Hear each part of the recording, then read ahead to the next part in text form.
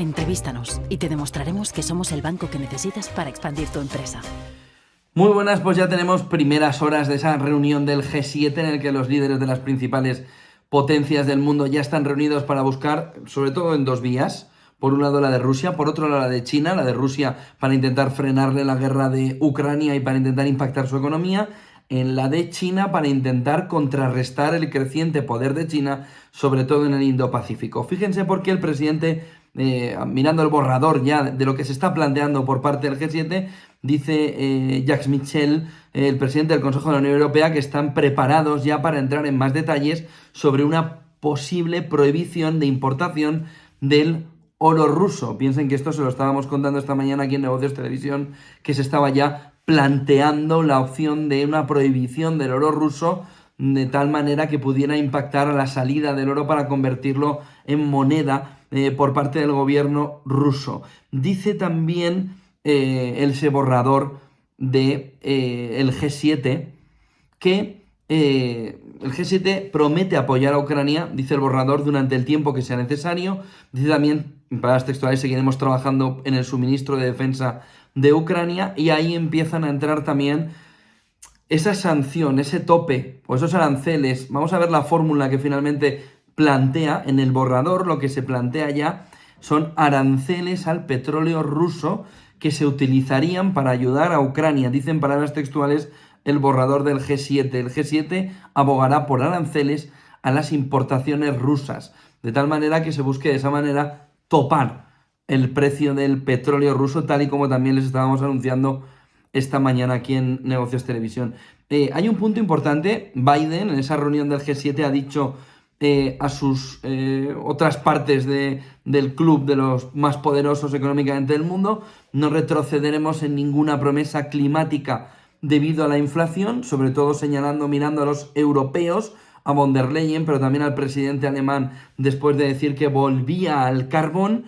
Francia dice: las discusiones sobre los precios del petróleo deberían incluir a todos los productores, y está encima de la mesa ese embargo al oro ruso. Dice Scholz en esas reuniones que ya se han mantenido, aunque da trabajo por hacer para superar la situación energética de inflación, ha dicho a los otros miembros de esta reunión del G7, y no han dado aún así más detalles, salvo los arancelarios, sobre el concepto del tope petrolero, clave fundamental. Decía que Rusia es uno de los puntos clave, el otro es China. Dice un alto funcionario de Estados Unidos, G7, la asociación, comillas, Asociación para la Inversión y la Infraestructura Global, cerramos comillas, del G7, tiene por objeto contrarrestar la iniciativa Franja y Ruta de China. De tal manera que también el G7 está buscando no solo buscar un contrapeso a Rusia, sino también a China en este asunto del Indo-Pacífico, de intentar construir una infraestructura que le haga ser el hegemónico en la zona.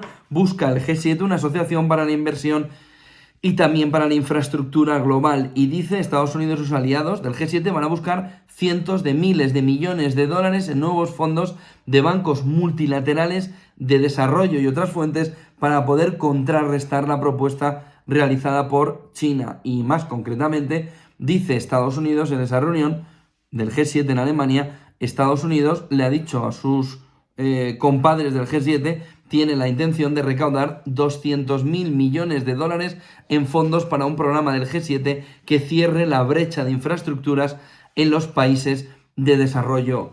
China y Rusia en estas primeras horas del G7 claves.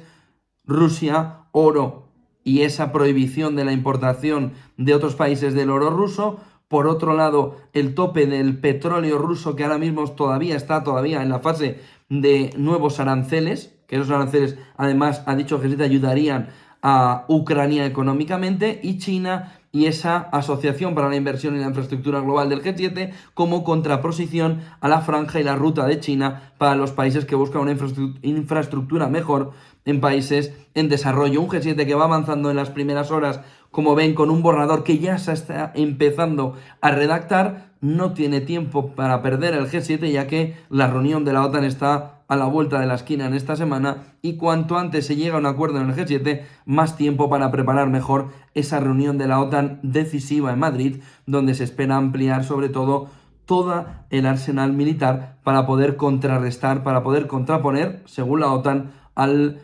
movimiento de Rusia en estos momentos.